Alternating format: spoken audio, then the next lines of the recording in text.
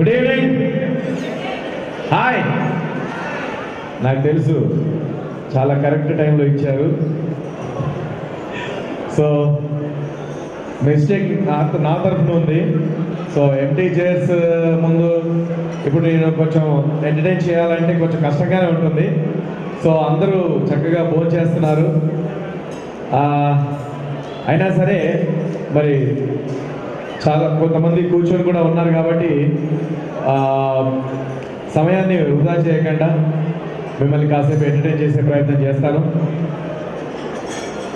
First of all I want to congratulate mister Anil, my nearest and dearest friend.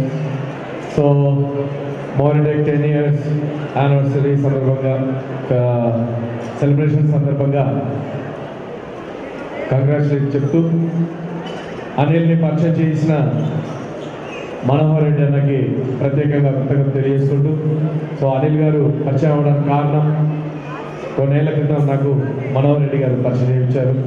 So అలా మీ అందరినీ ఈరోజు కలుసుకున్నానంటే దానికి కూడా కారణం సో అనిల్ గారు కాబట్టి మీ అందరికి కూడా మరొక్కసారి నా తరఫున వెల్కమ్ చెప్తూ, అండ్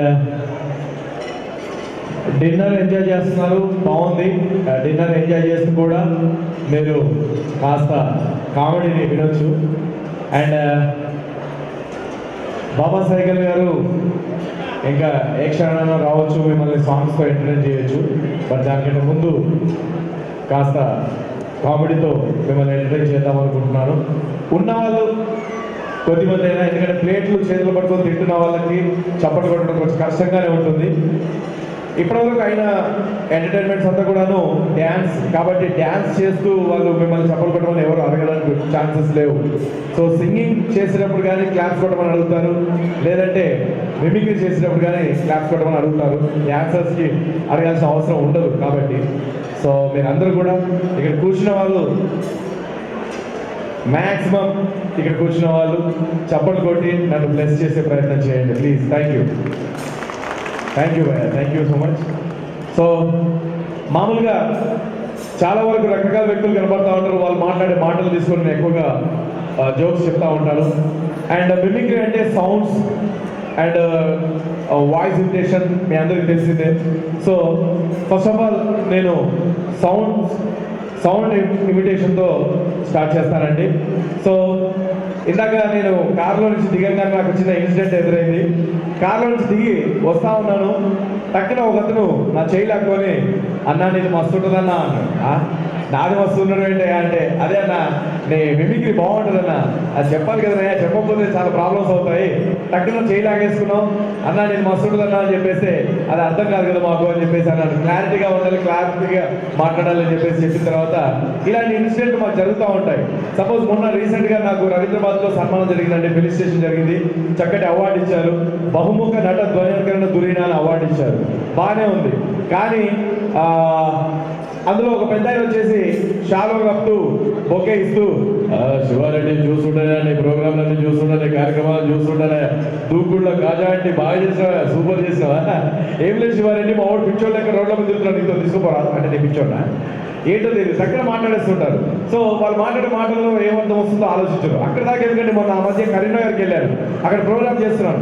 ఒక అమ్మ లేచి నడుచుకుంటూ పోతూ వైట్ అనుకుని కింద పడిపోయింది. అయ్యో అమ్మ కింద పడింది కదా, సాయం చేద్దామని చెప్పేసి కిందికి వెళ్ళి అమ్మ చేయబడుకుని పైకి లేపారు. వెంటనే అమ్మ నన్ను మాట చూడండి, నన్ను లేపిన ఆవు కొడక, నన్ను లేపిన ఆవు బిడ్డ, ఆ దేవుడు నిన్ను కూడా లేపుతారు. ఊరిని ఈ లేపుడికి ఆ లేపుడికి ఎంత తేడా ఉందో చూడండి. సో ఈ విధంగా టక్కున మాట్లాడేస్తున్నాను, దానికి ఏమర్థం వస్తుందో ఆలోచించరు.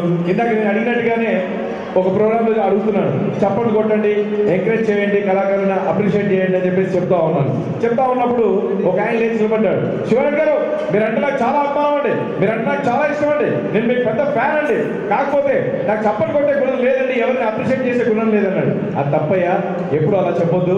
సో అప్రిషియేట్ చేయడం అనేది ఒక పెద్ద మనసు ఉన్న వాళ్ళకి అప్రిషియేషన్ చేసేటువంటి మనసు ఉంటుంది. సో కాబట్టి మీరు అప్రిషియేట్ చేస్తేనే మీరు మంచి మనసు ఉన్నట్టు అని చెప్పేసి చెప్పారు. ఓ అలాగా అని చెప్పేసి ఆయన వెంటనే నా మాట నమ్మి ఇంటికి వెళ్ళిపోయాడు. విని ఇంటికి వెళ్ళిపోయాడు. ఇంటికి వెళ్ళిపోయిన తర్వాత వాళ్ళ ఆవిడ అన్నం వండిస్తాను కూర్చోమన్నట. వాళ్ళ వైఫ్ అన్నం వండిస్తాను కూర్చోమనేసరికి వెంటనే నీకు గుర్తొచ్చానంట. అరే శివారెడ్డి ప్రోగ్రామ్ చూసి వచ్చాను కదా, మా ఆవిడేమో ఇంట్లో ఉండి కష్టపడి అన్నం వండి వడ్డిస్తుంది, ఆ అప్రిషియేట్ ఏదో నా వైఫ్తో స్టార్ట్ చేస్తానని చెప్పేసి వాళ్ళ వైఫ్తో ఫస్ట్ టైం వాళ్ళ వైఫ్ని ఫస్ట్ టైం అప్రిషియేట్ చేస్తున్నాడు. ఎలా? ఆవిడ అన్నం వడ్డించగానే వెంటనే అన్నం పట్టుకొని అంటున్నాడు, అప్పప్ప ఎంత తెల్లగుండే అన్నావు ఏంటి? అప్పప్ప ఎంత తెల్లగుండేవే అన్నావు ఏంటి? అప్పప్ప ఎంత తెల్లగొండావే అన్నావు అని అంటున్నాను. అవునా, ఏమైంది దీనికి? నువ్వు గంట సాంబార్ పోసిందట. ఆహా, ముల్లంగి మునక్కాయ సాంబార్ అద్భుతం, అమోహం, ఎంత బ్రహ్మాండంగా చేశారు సాంబార్. నా లైఫ్లో ఇలాంటి సాంబార్ తిన్నాము. ఏది ఆ సాంబార్ చేసి చెయ్యవు, ఐ లవ్ యూ, మళ్ళీ వచ్చి చేయమంటుంటే ఈ సాంబార్ చేసి నువ్వే నాకు వైఫ్గా దొరకాలని కోరుకుంటున్నానంట. వెంటనే ఆవిడ కోపం చేసి సాంబార్ తీసి ఆయన ఇంటి మీద గుమ్మరించిందంట. దొంగ సచ్చినోడా, పెళ్ళై 10 ఏళ్ళు వంట చేస్తున్నాడు, ఒక్క రోజులో మెచ్చుకున్నారా? ఈ రోజు నాకు జ్వరం వచ్చిందని పక్కింటి ఆవిడ వండిస్తే నచ్చిందా? సో ఈ విధంగా కూడా మనకు కొన్ని ప్రాబ్లమ్స్ ఎదురవుతూ ఉంటాయి అన్నమాట. సో ఇందాక చెప్పినట్టుగా సౌండ్స్ అంటే ఇప్పుడు మీ అందరికీ తెలుసు, ఒక గొంతుతో ఒక సౌండ్ చేయడం చాలా కష్టం. సో ఒక గొంతుతో ఒక సౌండ్ చేయడమే చాలా కష్టం. అయితే ఇప్పుడు నేను ఒక గొంతుతో ఎన్ని సౌండ్స్ చేస్తారో ఒకసారి చూద్దామండి. ఇప్పుడు ఉన్న బలంగా ఇక్కడ పైనుండి మన కేసీఆర్ గారు లేదంటే చంద్రబాబు నాయుడు గారు హెలిప్యాడ్లో వెళ్తున్నారు అనుకోండి, అప్పుడు ఆ హెలిప్యాడ్ సౌండ్ ఎలా వస్తుంది, హెలికాప్టర్ సౌండ్ ఎలా వస్తుందో చూద్దామండి. సో ఇప్పుడు ఇక్కడ నుంచి పైనుంచి ఈ కన్వెన్షన్ సెంటర్ నుంచి పైనుంచి మరి హెలిప్యాడ్ అయితే ఎలా ఉంటుంది, ఒక గొంతుతో ఒక సౌండ్.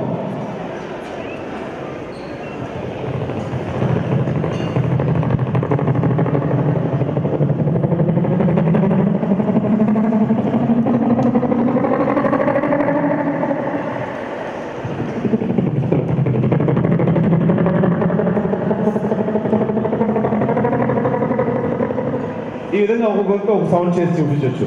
కానీ ఇప్పుడు ఒకేసారి రెండు సౌండ్స్ చేస్తాను. At a time 2 sounds. Flight వెళ్తుంది, హార్స్ వెళ్తుంది, 2 శబ్దాలు ఒకేసారి. అన్న ఉన్నావా అన్న? కొంచెం రివర్బ్ పెంచావా, కొంచెం సౌండ్ పెంచావా please. Hello hello, monitor sound, hello monitor sound,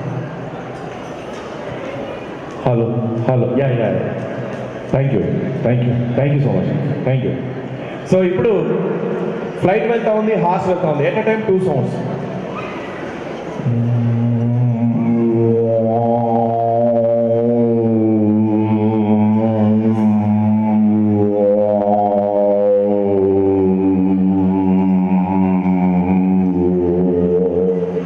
horse వచ్చిందండి?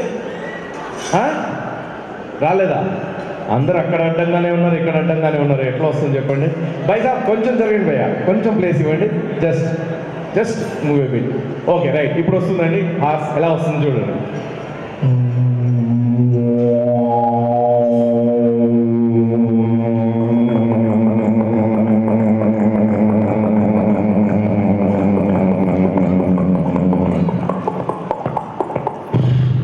ఈ విధంగా ఒకేసారి 2 శబ్దాలు తీసుకొని చెప్పొచ్చు. ఇప్పుడు చూడండి, ఎట్ ఎ టైం 3 సౌండ్స్ చేస్తాను. ఒకేసారి 3 సౌండ్స్. ఎలా? సో పైనుండి ఫ్లైట్ వెళ్తా ఉంది, గుర్రం వెళ్తా ఉంది, ట్రైన్ కూడా వెళ్తా ఉంది. ట్రైన్ని మనం దగ్గర నుంచి విన్నప్పుడు ఆ సౌండ్ ఎలా వస్తుందంటే ఈ విధంగా వస్తుంది. సో దూరంగా వెళ్ళే ట్రైన్ శబ్దం వింటే ఈ విధంగా ఉంటుంది. సో దూరంగా ట్రైన్ వెళ్తా ఉంది, పైనుండి ఫ్లైట్ వెళ్తా ఉంది, దగ్గర నుంచి హార్స్ వెళ్తా ఉంది. At a time 3 sounds. ఎలా?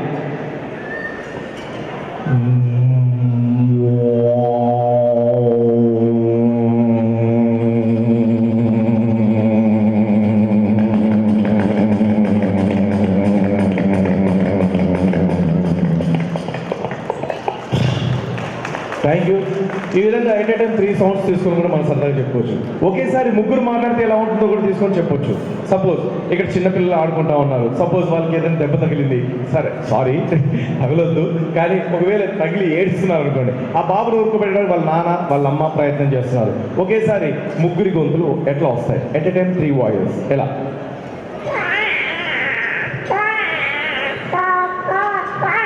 ఓమా కదలే, నా బంగారం, నా ఇత్తడి, నా రాగి, నా ప్లాస్టిక్, నా ఇనుము, ఓనానా కొంత అనిత ఏంటండి వాడు ఏడుస్తున్నాడు చూడు. ఏం చేశాడు ఇవన్నీ? నేనేం చేయలేదే, వాడు ఏడుస్తున్నాడు చూడు. అమ్మా ఎంత ముద్దు వస్తున్నాడు, అచ్చు ఎదురింటి అనిల్ గారి లాగానే ఉన్నాడు. ఈ విధంగా సరదాగా ఒకేసారి ముగ్గురు వాయిసెస్ తీసుకొని కూడా మనం చెప్పొచ్చు అని చెప్పేసి తెలియజేసుకుంటున్నాను. సో మామూలుగా మిమిక్రీ అంటే వాయిస్ ఇమిటేషన్, సౌండ్స్ ఇవే కాకుండా ఎక్కువగా జోక్స్ కూడా చెప్తా ఉంటాను, ఎందుకంటే నవ్వుకుంటే ఆరోగ్యానికి బాగుంటుంది కాబట్టి. సో ఇందాక నేను వస్తా ఉన్నాను జూబ్లీ చెక్ పోస్ట్ నుంచి. ఈ మధ్య కౌంటర్లు వేయడం చాలా అలవాటు అయిపోయింది అందరికీ. ఎవరిని కానీ ఏమండి బాగున్నారా, బాగుండబట్టే కదా ఇక్కడ ఉన్నాను అంటూ ఉంటారు. ఇట్లా సడన్గా కౌంటర్ వేయడం అలవాటు అయిపోయింది అందరికీ.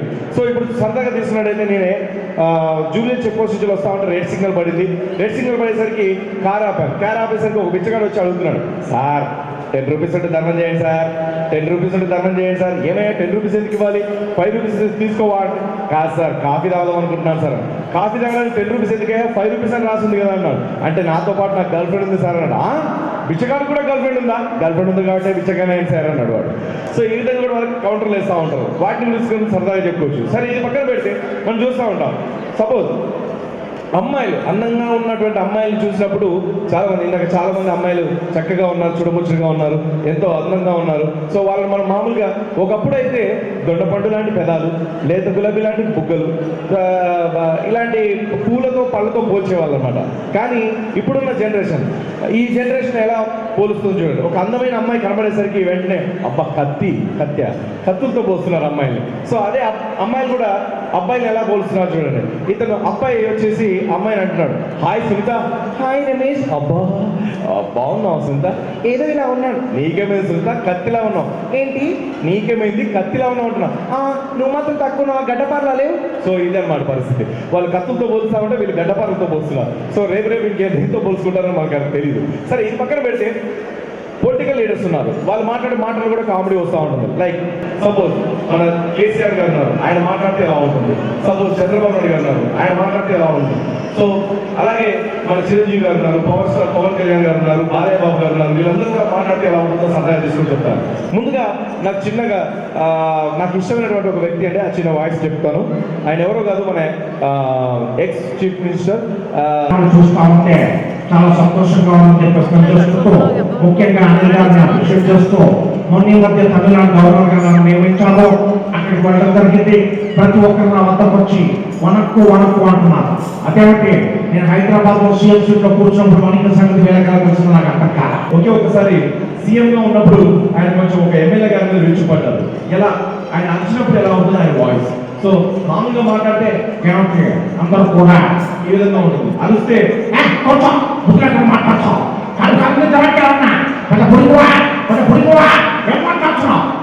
ఆయన మాట్లాడుతుంటే మధ్యలో మాట్లాడమే ఈ విధంగా మాట్లాడుతుంటారు రోషే గారు. సో ఇది చక్కగా రోషే గారు వాయిస్ తీసుకుని సరదాగా చెప్పుకోవచ్చు. అదే విధంగా మీరు ఏం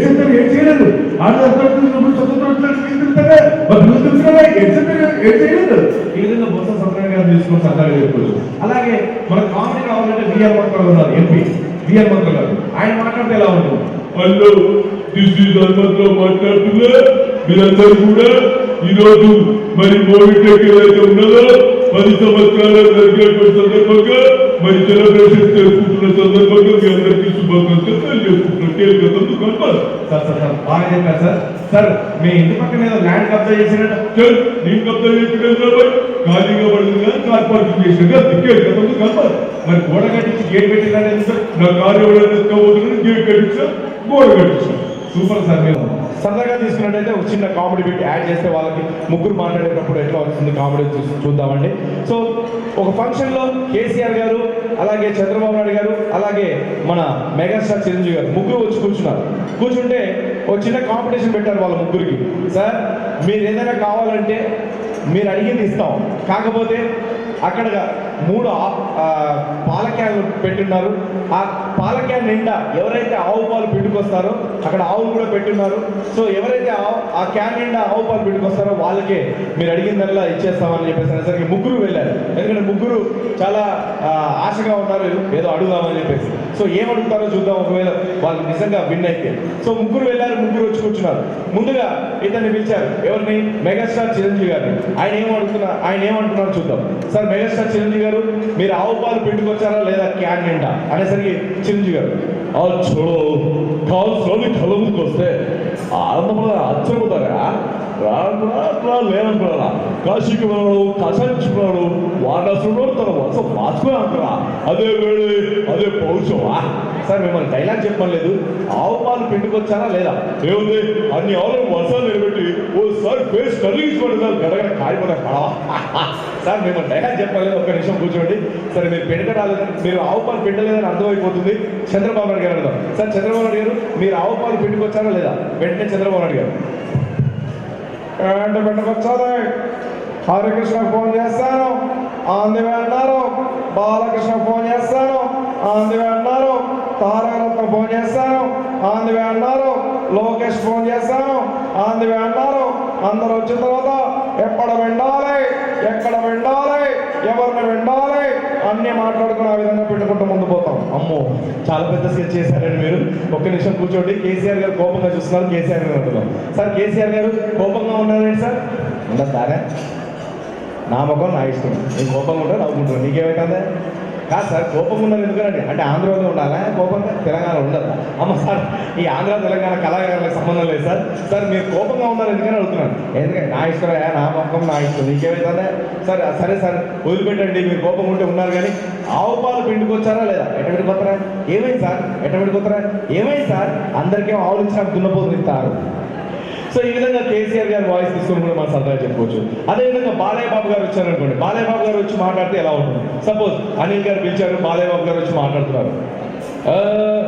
చాలా సంతోషం. ఈరోజు బౌరెడ్డి ఏదైతే ఉందో 10 years సెలబ్రేషన్ ఏదైతే ఉందో చాలా గ్రాండ్గా చేసుకుంటున్నందుకు సంతోషంగా వ్యక్తం చేస్తున్నాను. ఆ రోజుల్లో మా నాన్నగారు కూడా ఒక కంపెనీ పెడదామని, ఐటీ కంపెనీ పెడదామని అనుకున్నారు.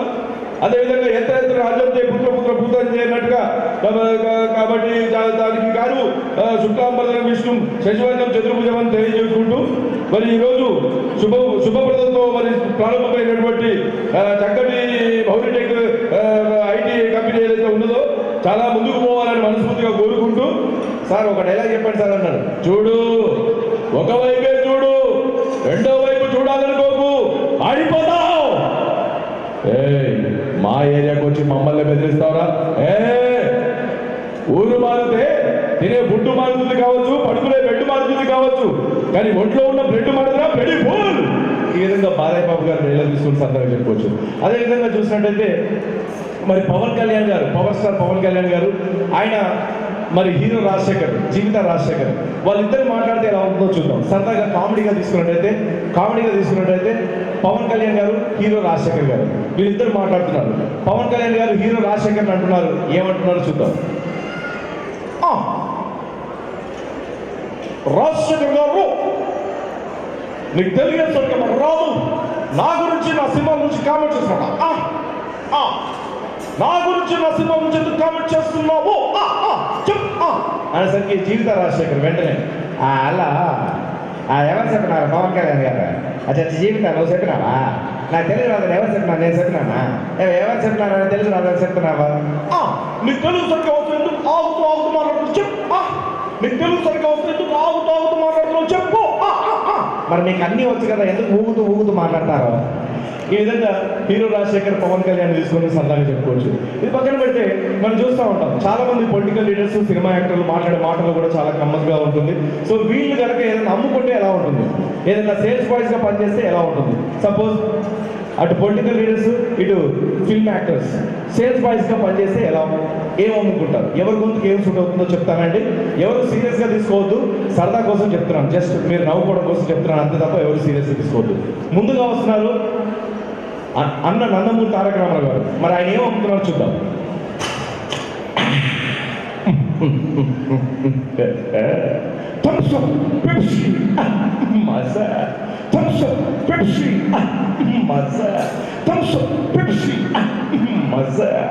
కూల్ డ్రింక్స్ అమ్ముకుంటున్నారు. ఇంకో పక్కన చూస్తే వైఎస్ రాజశేఖర్ గారు, మరి ఆయన ఏం అమ్ముతున్నారు చూద్దాం. అయ్యా పాత సామాన్లు కొంట, ఇనప రేకులు కొంట, పాత సామాన్లు కొంట, ఇనప రేకులు కొంట, న్యూస్ పేపర్ కొంట. ఇది రాజశేఖర్ గారు ఇది అమ్ముతుంటే, మరి ఇంకో పక్కన చంద్రబాబు నాయుడు గారు చొట్టా బేడ సిగరెట్ ఆ విధంగా అమ్ముకుంటూ ముందు పోతున్నాం. చుట్టా బయట సిగరెట్. ఇంకో పక్కన చూస్తే అక్కడ మన రోషయ్య గారు సమోసాలంటే సమోసాలో అందరూ కూడా సమపాలుగా కొనుక్కొని తినాలని చెప్పేసి ట్రై చేసుకుంటున్నాను. సమోసాలో ఇంకో పక్కన చూస్తే అక్కడ విఆర్ మంత్రావు గారు ఏమంటారో చూద్దాం. హలో చెద్దర్లండి చెద్దర్లు, అరే చెద్దర్లు. ఇంకో పక్కన చూస్తే కేసీఆర్ గారు ఉడకబెట్టిన పల్లి వేయించిన పల్లి ఒక్కడు కూడా కలిపేలా ఉడకబెట్టిన పల్లి వేయించిన పల్లి. ఈయన పల్లీలు అమ్ముతుంటే ఇంకో పక్కన చూస్తే అక్కడ రెబల్ స్టార్ కృష్ణంరాజు గారు ఏమంటున్నారో చూద్దాం. నా యాది పకోడీ ఉల్లి పకోడా గట్టి పకోడా జరిగి కంతటికి రావే ఒక్కరా కొడుకు కొనట్లేదు. ఈ విధంగా కృష్ణరాజు గారు పకోడీ అమ్ముతున్నారు. ఇంకో పక్కన చూస్తే అక్కడ అమరేష్ పురి గారు హిందీ సినిమాలలో విలన్గా నటించే అమరేష్ పురి గారు ఆయన ఏమంటున్నారు చూద్దాం. ఏ రజు మీకు జతకం చెబుతా, మీకు పట్టిన దరిద్రం వదిలేస్తా, మీకు పట్టిన దయ్యం వదిలేస్తా.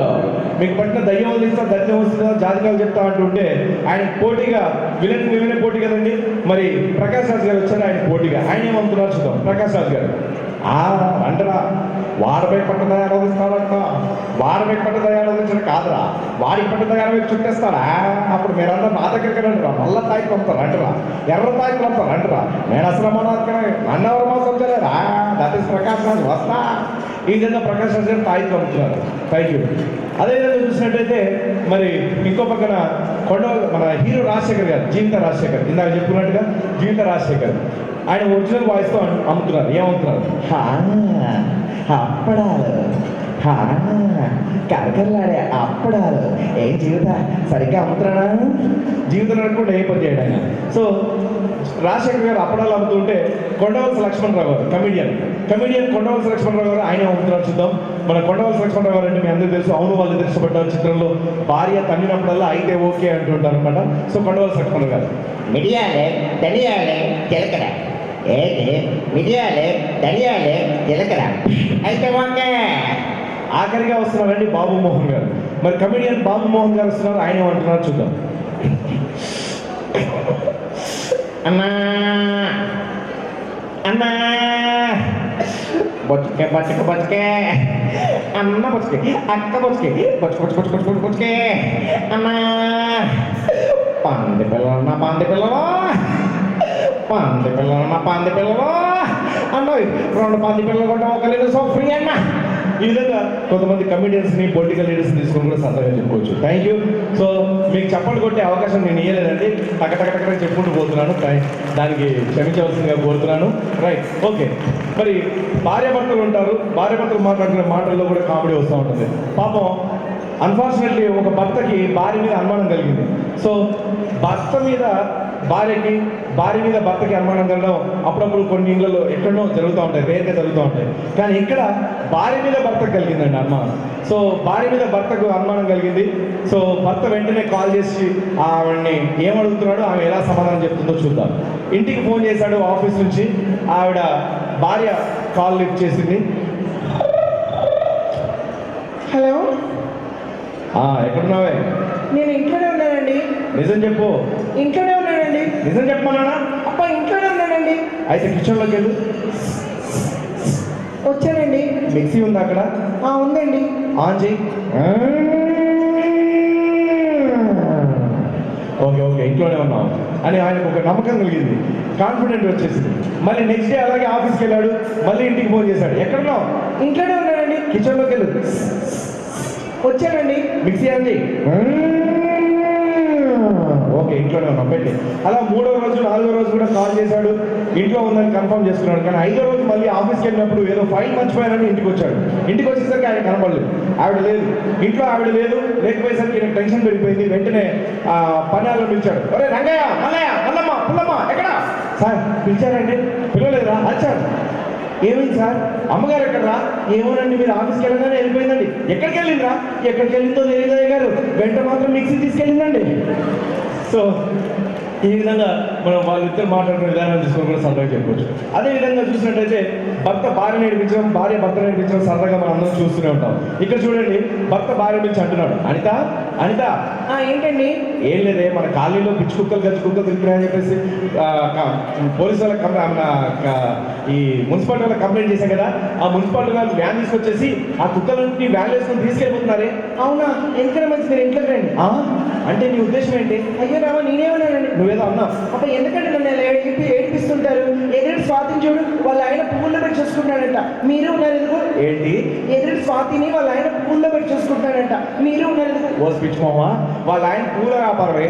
పొద్దంతా పూలు అమ్ముకుంటాడు, సాయంత్రం మిగిలిన పూలు తీసుకొచ్చి పెట్టి చూసుకుంటుంటాడు. నాది కారప్పటి వ్యాపారం. తెమ్మంటావు? అమ్మ వద్దు, ఎందుకు మంట ఏదో మాట్లాడుతూ నాకమంట ఎలా అన్నట్టు మర్చిపోయా. ఎదురింటి స్వాతి అంటే గుర్తొచ్చింది. నిన్న రాత్రి ఎదురింటి స్వాతి నా కల్లోకి వచ్చింది. ఏంటి? నిన్న రాత్రి ఎదురింటి స్వాతి నా కల్లోకి వచ్చింది. అవునా? ఒకటే వచ్చింది కదా? అవును, మీకెలా తెలుసు? వాళ్ళ ఆయన నా కల్లోకి వచ్చాడు. అమ్మని. సో ఈ విధంగా కూడా మనం సరదాగా తీసుకొని చెప్పొచ్చు. అందరు నవ్వుతున్నారు కానీ చప్పట్లు కొట్టట్లేదు, ఏంటో నాకు అర్థం కాదా. Right, thank you. సో ఈ విధంగా చెప్పుకుంటూ పోతే సింగర్స్, ఇప్పుడు మన బాబా సైకిల్ గారు వచ్చారు. రూపు తేరా మస్తానా ప్యార్ తేరా దీవానా అంటే చక్కటి బేస్ వాయిస్తో అద్భుతంగా మిమ్మల్ని ఎంటర్టైన్ చేయడానికి బాబా సైకిల్ గారు వచ్చారు. అద్భుతంగా మిమ్మల్ని పాటలతో ఎంటర్టైన్ చేస్తారు. మీలో మింగిలైపోయి కూడా ఆయన డ్యాన్స్ చేస్తూ మిమ్మల్ని ఎంటర్టైన్ చేస్తారు. అయితే మామూలుగా నాకు ఒక ఫ్రెండ్ ఉన్నాడు. ఆయన ఏంటంటే పాపం సింగర్ అవుదామని కోరిక, కానీ ఆయన సింగర్ కాలేకపోయాడు. కానీ సింగర్ అవుదామనే ప్రయత్నంలో ఆయన మాట్లాడడం మానేసి ఓన్లీ పాట పాడటమే మొదలుపెట్టాడు. మాట్లాడడం కూడా మానేశాడు. ఏమండి ఫోన్ చేశారా అంటే అంటాడు తప్ప ఆయన మాట్లాడడం అనమాట. సో అలాంటి క్యాండిడేట్ నేను కలిసి యూఎస్లో ప్రోగ్రామ్ చేద్దామని బయలుదేరితే ఎయిర్పోర్ట్లో మీ అందరికీ తెలుసు, గుంటూరు కారం ఇడ్లీ అని, ఆ కారం ఇడ్లీ, ఈ కారం ఇడ్లీ అని, కడప కారం దోశ అని చెప్పేసి అన్ని దొరుకుతుంటాయి. రకరకాల దోశలు, ఇడ్లీలు అన్నీ తినేశాడు. తిన్న తర్వాత కారంగా ఉందని చెప్పేసి కూల్ డ్రింక్ తాగాడు. తాగిన తర్వాత పళ్ళు జుమ్మంటున్నాయని టీ తాగాడు. ఇవన్నీ చేసేసరికి స్టమక్ అప్సెట్ అయిపోయింది. సో ఈ స్టమక్ ప్రాబ్లం వచ్చేసిందండి. అప్పుడు ఆయన పరిస్థితి చూడండి ఎలా ఉందో. సో అర్జెంట్గా ఆయన బాత్రూమ్ వెళ్ళాలి కానీ వెళ్ళలేకపోతున్నాడు. ఎందుకంటే ఫ్లైట్లో నా పక్కన కూర్చున్నాడు. టాయిలెట్స్ ముందున్నాయి, వెనకున్నాయి, వెళ్ళమని అన్నాడు. కానీ లేదు అది ఇరుగ్గా ఉంటుంది, నా పర్సనాలిటీ పెద్దది, నేను పోలేను అన్నాడు. సో వెంటనే నేను అన్నాను, దుబాయ్ ఎయిర్పోర్ట్లో కనెక్టింగ్ ఫ్లైట్ ఉంది కదా, దుబాయ్ ఎయిర్పోర్ట్లో ల్యాండ్ అవ్వగానే వెంటనే టాయిలెట్కి వెళ్ళండి అని అన్నాడు. వెరీ గుడ్ అన్నాడు. అయిపోయింది, ఫ్లైట్ ల్యాండ్ అయింది. దుబాయ్ ఎయిర్పోర్ట్ వచ్చింది, ఫ్లైట్ ల్యాండ్ అయింది. ఆయన బ్యాగ్ నా చేతిలో పెట్టాడు. ఆయన బాత్రూమ్ పరిగెత్తుకుంటూ వెళ్ళాడు. ఎందుకంటే కంట్రోల్ చేసుకోలేకపోతున్నాడు పాపం. సో వెళ్ళినాడు, 10 నిమిషాలు అయింది, 20 నిమిషాలు అయింది, ఇంకా రావట్లేదు. ఏంటబ్బా రావట్లేదు అని చెప్పేసి నేను అక్కడికి వెళ్ళాను. ఎందుకంటే పైనుంచి అనౌన్స్మెంట్ వస్తూ ఉంది అరబిక్లో. మీ అందరికీ తెలుసు దుబాయ్ ఎయిర్పోర్ట్లో అరబిక్లో సౌండ్ అనౌన్స్మెంట్ ఎట్లా వస్తుందో.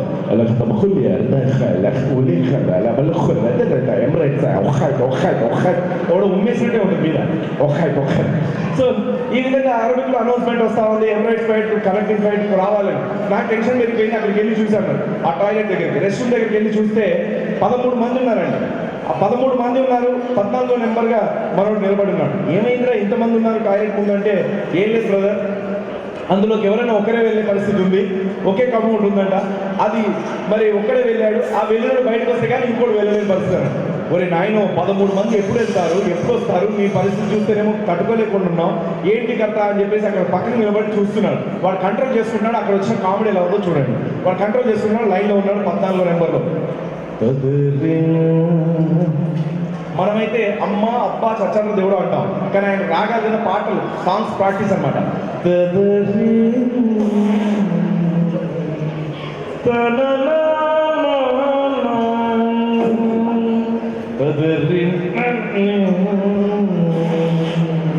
కంట్రోల్ చేసుకుంటున్నాడు. ఆయన వల్ల కావట్లా, ఇంకా లాభం లేదని చెప్పేసి ఆ బాత్రూంలో పిలుస్తున్నాడు, రెస్ట్ రూమ్లో ఉండి బయటికి రమ్మని పిలుస్తున్నాడు. ఎలా?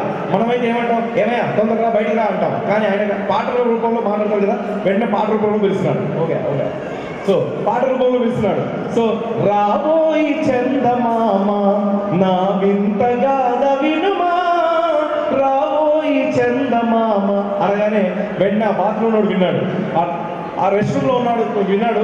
వెంటనే వీడు కౌంటర్ ఇస్తున్నాడు, ఎవడో నన్ను కావాలని వెటకారం పిలుస్తున్నాడు అని చెప్పేసి. ఎందుకంటే వీడు కూడా సింగరే, టాయిలెట్లో కూర్చున్నాడు కూడా సింగరే. ఇప్పుడు చూడండి చచ్చింది గొర్రె, వీడు ఆన్సర్ ఇస్తున్నాడు. వాడు రాబోయి చందమామ అంటే వీడు అంటున్నాడు, ఆగబోయి భారతీయుడా, ఆగి చూడబోయి విజయ గీతిక, ఆగబోయి భారతీయుడా. వెంటనే వెంటనే బయట ఉన్నాడు. ఆగదు ఆగదు ఆపినా ఆగదు. వెంటనే లోపడున్నాడు. కృషి ఉంటే మనుషులు ఋషులవుతారోయ్, కృషి ఉంటే మనుషులు ఋషులవుతారోయ్, మహాపురుషులు అవుతారోయ్. వెంటనే బయట ఉన్నాడు. రగులుతుంది మగిలిపుగా వదల మారి కన్నీద బుస్ అనేసరికి బాగుంచిందని కూడా ఏమనుకోవడం వాడు టాయిలెట్ నుంచి బయటకు వచ్చేసాడు. వీడు ఈ 13 మందిని ఓవర్టేక్ చేసుకొని లోపలికి వెళ్ళి కూర్చున్నాడు గొల్లం పెట్టుకొని. కూర్చున్న తర్వాత వాడి పని ఏదో వాడు చేసుకోవచ్చు కదా, చక్కటి అవకాశం దొరికింది. లేదండి, వాడు ఈ సంతోషంలో ఈ ఆనందంలో పాట అందుకున్నాడు. ఏం పాట అందుకున్నాడు చూడండి. దేవుడే దిగి వచ్చిన, స్వర్గమే రాసిచ్చిన, షాజహాన్ తిరిగి వచ్చిన, తాజ్మహల్ నాకిచ్చిన, ఇప్పుడు ఈ సంతోషం ముందర చిన్నబోతాయి అన్ని కథలలో నవ్వులకింత సంతోషమే, నాలో నవ్వులకింత సంతోషమే. Thank you so much. Thank you very much.